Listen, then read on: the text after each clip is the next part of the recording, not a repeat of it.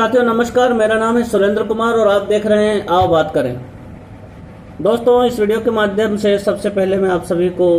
हार्दिक आभार व्यक्त करता हूं, धन्यवाद देता हूं कि मेरे द्वारा जो पिछला वीडियो अपलोड किया गया था वह मेरा स्वरचित गीत था और उसे यूट्यूब पर काफ़ी सारे लोगों ने देखकर उसे लाइक किया है, उस पर अच्छे कमेंट्स किए हैं। उससे मेरा मनोबल और बढ़ा है और मुझे प्रेरणा मिली है आगे भविष्य में भी इस तरह के स्वरचित गीत यूट्यूब पे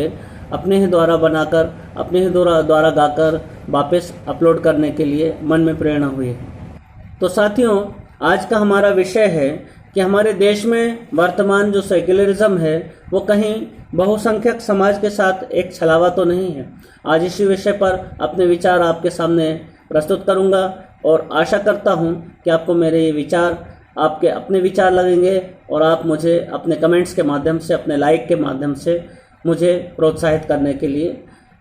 प्रतिक्रिया देंगे। साथियों, आज मैं इस वीडियो के माध्यम से आपके सामने कुछ बिंदु रखना चाहता हूं। जैसा कि आप सभी जानते हैं कि माननीय सुप्रीम कोर्ट में जब बाबरी मस्जिद का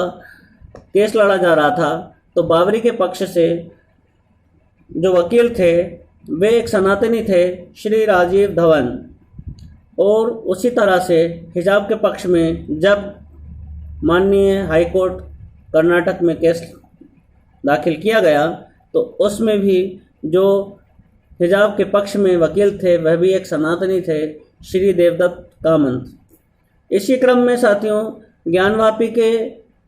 सर्वे का जब कोर्ट ने आदेश दिया तो ज्ञानवापी सर्वे के विरोध में कोर्ट में मस्जिद पक्ष से केस को रिप्रेजेंट करने का काम श्री अभय यादव जी ने किया। और साथ ही साथ अभी जो कुछ दिनों पहले गुजरात सरकार के द्वारा बिल्किस बानो केस में आरोपियों को बरी किया गया, उसके विरोध में सुप्रीम कोर्ट में जनहित याचिका डालने वाली श्रीमती रूपरेखा वर्मा जी और उनके अधिवक्ता श्री शिशिर चतुर्वेदी जी भी सनातनी ही हैं। तो साथियों, इन सब का जो नाम मैं यहाँ पे गिना रहा हूँ इस वीडियो में, मेरा केवल इन सब का नाम लेने का एक ही मोटिव है कि यह एक तरफा सेक्युलरिज्म जो बहुसंख्यक समाज के द्वारा हमेशा दिया जाता है, यह सहयोग जो बहुसंख्यक समाज के द्वारा हमेशा एक तरफा रूप से दिया जाता है, यह आखिर कब तक चलेगा। दोस्तों, आप विचार करके देखिए कि यही का यही घटनाक्रम होता और इसके विपरीत परिस्थितियां होती तब क्या स्थिति होती। साथियों, यह बात किसी को बताने जैसी नहीं है। हम सभी इस बारे में अच्छी तरह से जानते हैं कि यदि बाबरी मस्जिद के केस में यदि मंदिर का पक्ष कोई मुस्लिम अधिवक्ता रखता तो उसे किस तरह की जान से मारने की धमकियां दी जाती, किस तरह से उसके ऊपर फतवे जारी कर दिए जाते, किस तरह से उससे फ़ोन कॉल्स पर लाइफ थ्रेट्स मिलते और किस तरह से उसे अटेम्प्ट ऑफ मर्डर उसके ऊपर हो चुके होते। साथियों, बाकी के सभी केसों में भी यदि मुस्लिम समाज के द्वारा हिंदू पक्ष की ओर से कोई मुस्लिम अधिवक्ता या कोई पिटिशनर कोर्ट में, सुप्रीम कोर्ट में या हाई कोर्ट में पिटिशन डालता या उसका प्रतिनिधित्व करता तो उसके ऊपर भी अभी जान के लाले पड़ चुके होते। तो साथियों, इस वीडियो के माध्यम से मैं केवल और केवल अपने समाज का ध्यान इस ओर खींचना चाहता हूँ कि यह एक तरफा सेक्युलरिज्म, एक तरफा निष्पक्षता, एक तरफा अभिव्यक्ति की स्वतंत्रता और एक तरफा भाईचारा आखिर बहुसंख्यक समाज कब तक निभाएगा, इसका कोई अंत होगा या नहीं होगा, या ये सभी इन सभी भाईचारे का, इस सभी निष्पक्षता का अंत, सेक्युलरिज्म का अंत हिंदू समाज के, सनातनी समाज के अंत के साथ ही होगा। यदि हम इन सभी बिंदुओं पर गौर से विचार करेंगे तो हमारे मन में दो तरह की बातें आ सकती हैं। पहली बात तो ये कि हम या तो हमारे सनातनी भाई बहन मूर्ख हैं जो इतने सब आघात हमारे ऊपर होते जा रहे हैं, फिर भी हम उनको सहन करने के साथ साथ उनकी पक्ष से हमारी ही समाज में से कुछ लोग उठकर आते हैं और उनका पक्ष को कोर्ट में, अदालतों में रिप्रेजेंट करते हैं और हमारे समाज के द्वारा कोई प्रतिक्रिया उनके ऊपर नहीं दी जाती है। या फिर दूसरा पक्ष ये हो सकता है कि हम लोग आवश्यकता से अधिक सेक्युलर हैं, आवश्यकता से अधिक निष्पक्ष हैं और आवश्यकता से अधिक सहिष्णु हैं।